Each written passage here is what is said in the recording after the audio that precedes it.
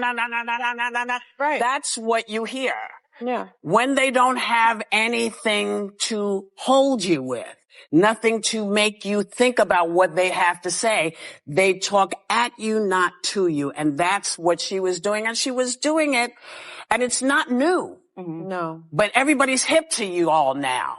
Yeah. And we are anticipating that you are not prepared. Because you keep saying you going and you preparing when you're on the trail. Yeah. I would like this young lady this is her first job. I would like her to do a little homework. Because she said something yesterday that really pissed me off. And that was, she said, there will be no wokeness here. Oh, yeah. Let me explain something to you.